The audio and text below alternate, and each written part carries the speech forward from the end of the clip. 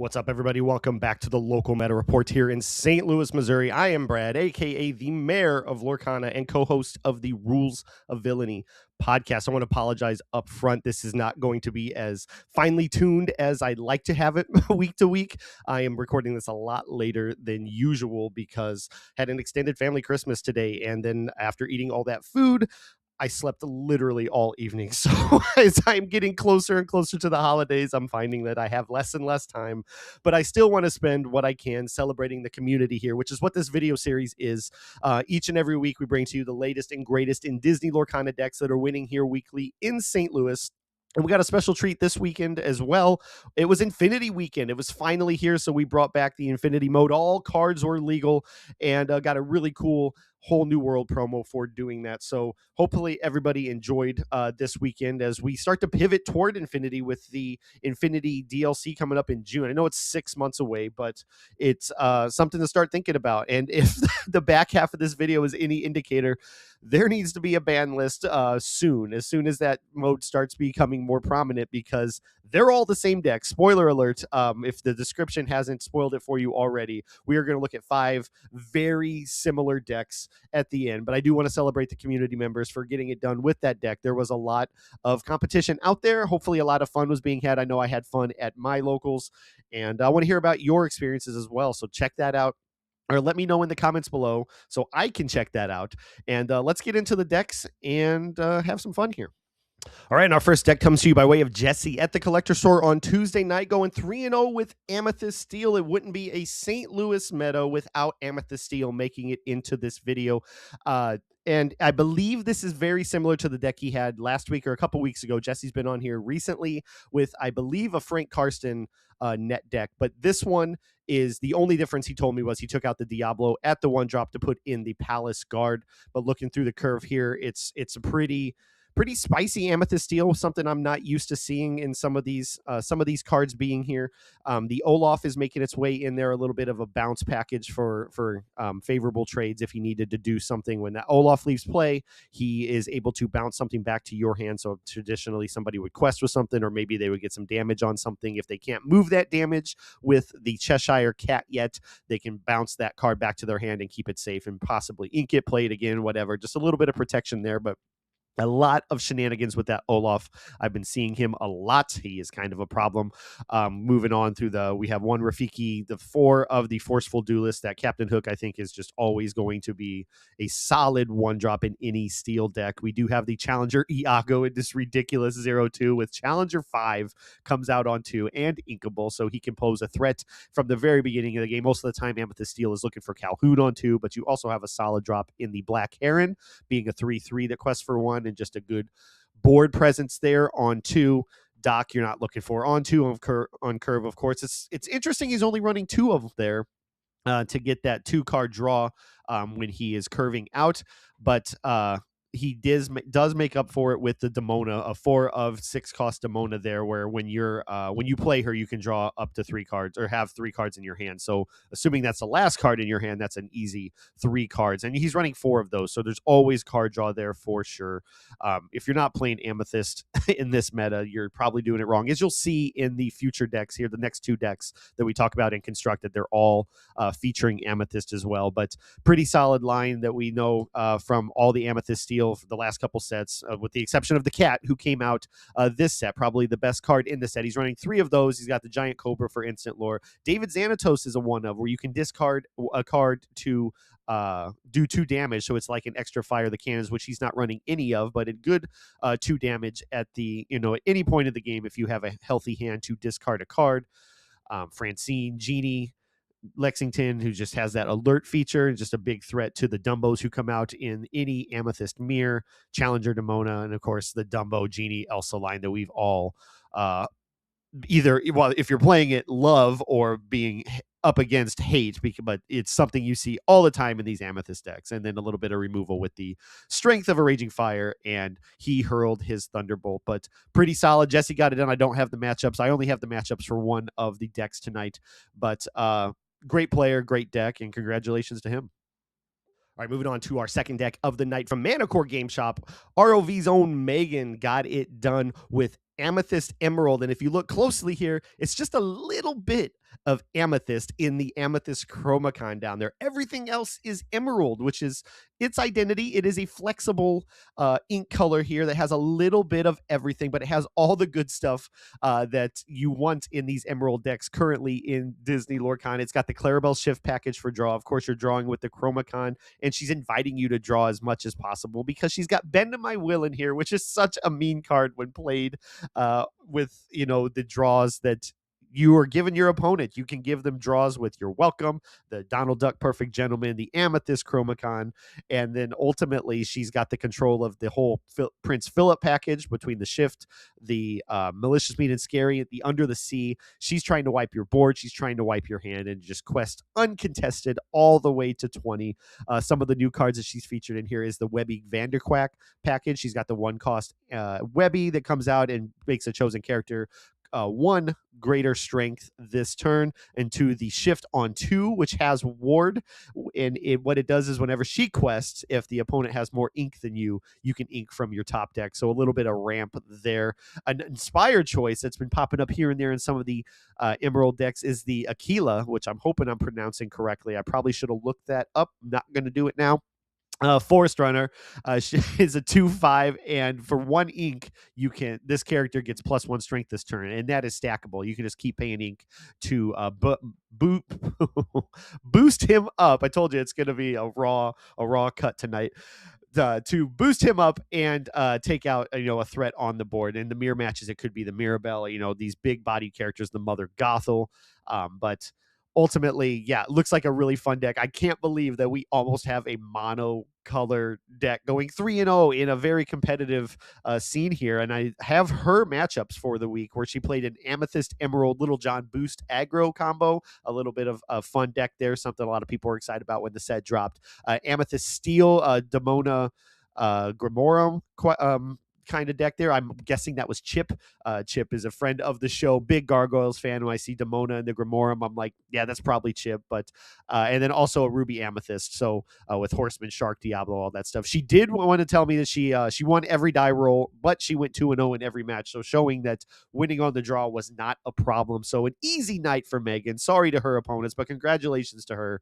This looks fun. Maybe I can finally switch to Emerald Amethyst, not because it's a single Amethyst card, but just because this has legs. This got it done. And great player, great job. And we'll see her again, I'm sure.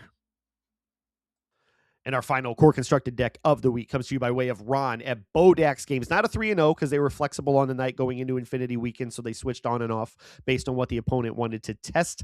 But this is an Amethyst Amber Zan Syed's deck from CCS 25K that took that down with the Monstro combo at the Great Illuminary. We talked about it pretty extensively on the podcast this past week, so I invite you to go check that out. Even better, if you want to hear about it from the mind of Zan Syed himself, they covered it pretty thoroughly on the Club Lorcana podcast there on YouTube as well. So definitely check that out. It's a very fun deck. You play things very cheap with between the Huey on 2 or the Lantern on 2, which you can stack with multiple lanterns. You're bringing out characters a lot earlier if they don't have item hates. I think the biggest item hate that they could have right now is all the Emerald decks running that 1-drop Clarabelle that can banish an item with a little extra ink. So they might be saving that for this deck as it starts to get legs and get played a lot more, because this was a fun combo that people discovered in Reign of Jafar with the Donald Duck was the one that activated the draw card every time you exert a card. So, or every time you exert a character, and then Monstro, of course, can just unexert himself by discarding a card. But now that you can do it even more efficiently from the Great Illuminary, this combo worked out perfectly, worked out for Zan, worked out for Ron, and I'm sure it's going to work out for a lot more people until people find an answer for it. So congratulations to Ron on his success. Congratulations to Zan too. And yeah, that's it for Core Constructed. Let's get into Infinity. All right, our first of 5 Sapphire Steals comes to you by way of Andy at Game Night, the one I hosted. We had 22 people. Thank you to everybody who showed up for that. He did share the top spot with the 3-0 with Blake, who was on Amber Steel aggro, which he was very successful with in Milwaukee as well. Unfortunately, I was not able to get the deck list from Jared in time. Again, I am recording this super late, so congratulations to both of them. Looking at Andy's deck, this might not be correct. I believe he told me this was that he was running Skylers from Team Maelstrom, and if I'm wrong, the correct deck list will be updated included in the description when he inevitably tells me. So, Andy, if this doesn't look right, please let me know. But looking at the deck list here, it is everything that Sapphire Steel does in Infinity, with the now 9 options to get Belle out on 1, have a 3/3 on 1 who can sing Strength on 2 if she needs to, after playing a character like a Tipo to ramp. Like, it's just that Belle package is so insane, and getting her out there inevitably on turn 1 all the time is just insane. Some of the newer cards here that before the rotation, we got Spooky Sight, which is a good board wipe for a lot of the lower cost characters. We have the Ingenious Device, which I'm surprised, I said on Twitter just recently, is not seeing a lot more play, given that Belle could banish it, come out cheaper, and do 3 damage to something, as well as just banishing it yourself even does that 3 damage. So it's a neat device. I understand why it's only one of, and being uninkable, I think is a super powerful device. But the Ink Runner as well is a fun card that I saw come out quite a bit. When you play this item, draw a card, and then you can exert this item and pay 1 ink to a chosen character gets alert, so you can go into make somebody evasive for a turn, essentially, and take out an evasive threat, which there are a lot of in the Amethyst decks that we're seeing right now. But ultimately, as you're going to see through the rest of the video, like, this is just a Sapphire Steel show. Sapphire Steel got it done. His very first match of the night was against Blake's brother, Aiden, the youngest Golden Mickey winner of all time. And he said, Andy just said on Twitter, I think today, that it was the best game of Lorcana he's ever played. It went to time, and it was just back and forth, and 2 great minds playing the game. And it was they of course were the last 2 people playing, because this deck just goes through the entire deck with the might solve a mystery, and just all the drawing from the popsicle fortispheres, the recycling from the Tamatoas, just absolutely insane. But Andy got it done, 3-0. Congratulations to him. Let's move on to the next one.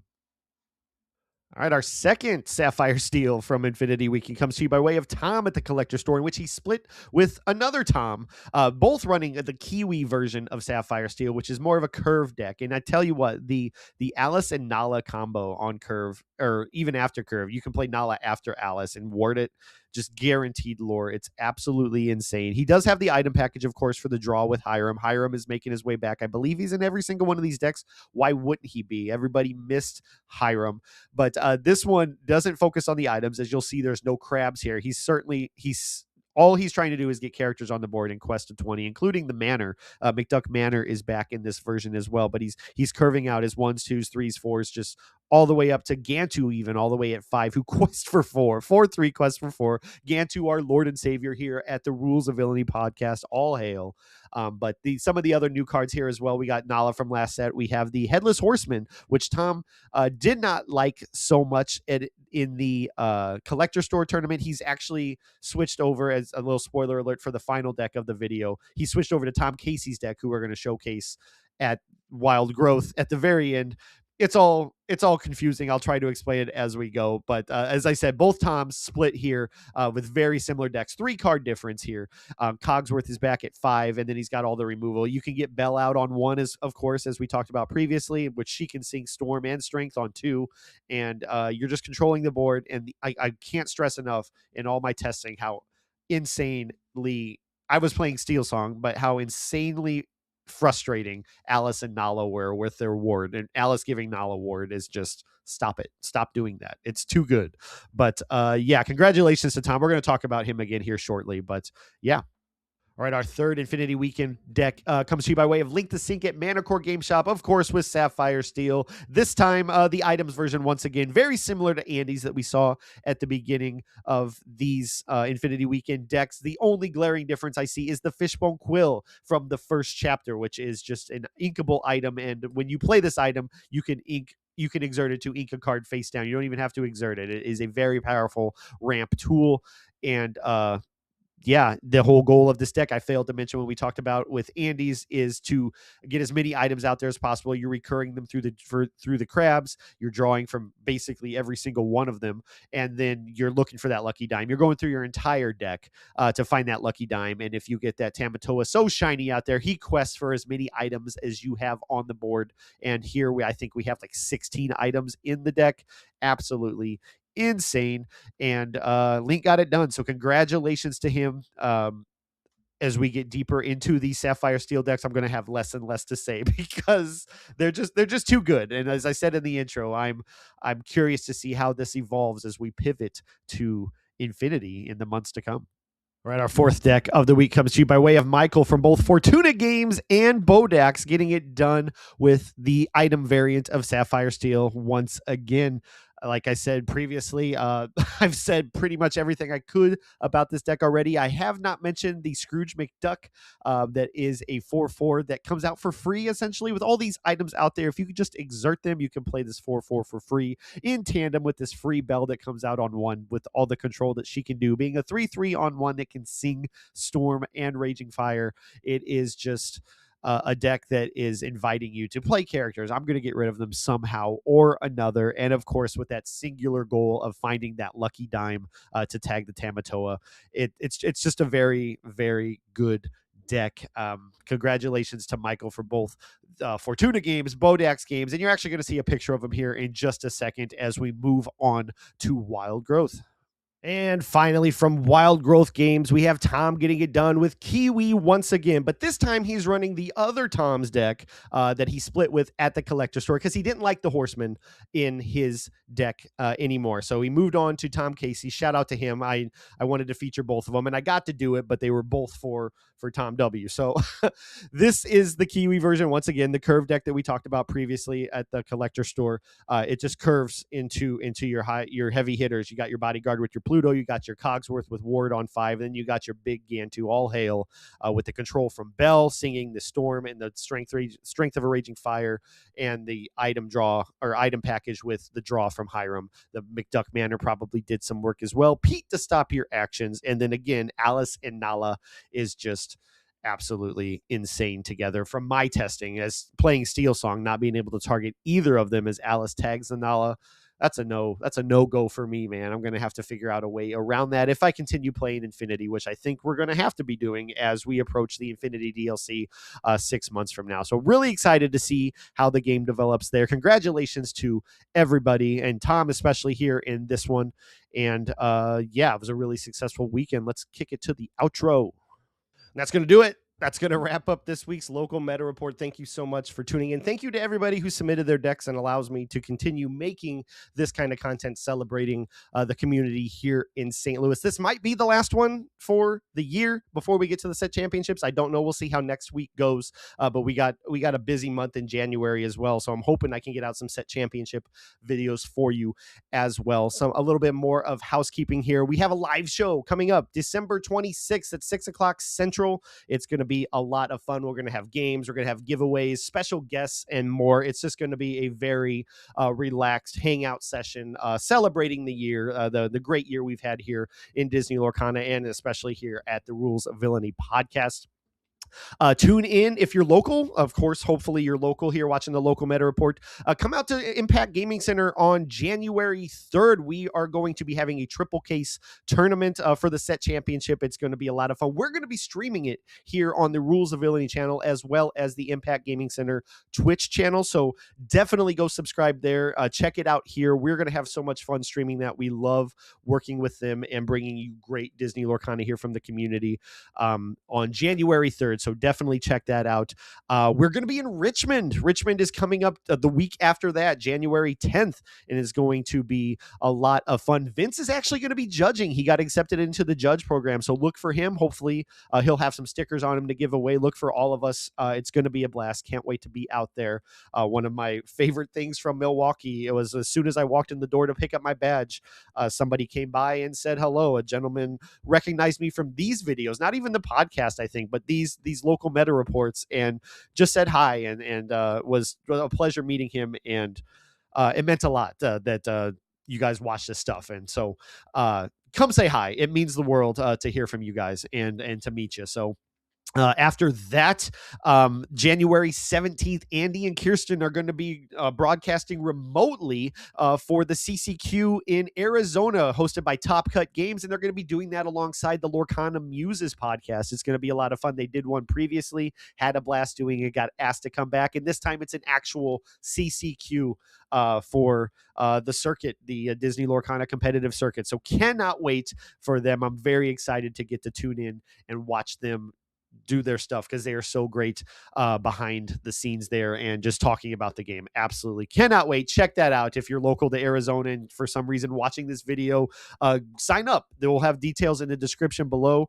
And if you're local here and want to watch that, though, of course, you'll be here on this channel to do that. So can't wait for that. And we're going to have an interview actually with Top Cut Games here this week, hopefully, or bringing it out to you as soon as possible to help promote that show or that event. So definitely look for that. Check that out. And thank you for hanging out with me today. Thank you for hanging out with all of us whenever you do. If you like this kind of content, please like, subscribe, hit the bell for notifications for any kind of Rules of Villainy content. We have this meta report on Mondays. We have the deck test Tuesdays with Andy and Kirsten. We have our shorts, and Kirsten is doing her, Kirsten and Andy both are doing their advent calendar. Vince is opening packs daily, trying to find that elusive enchant that he just cannot pull. With your help, maybe he can. And of course, the podcast proper drops every Friday. And again, there won't be one. There will be one. It'll be a live show next week. But anyway, I've gone on too long here. Thank you so much for sticking around. I hope you enjoyed this video, and hopefully see you next time. If I don't see you again, happy holidays, Merry Christmas, all of that, and happy questing.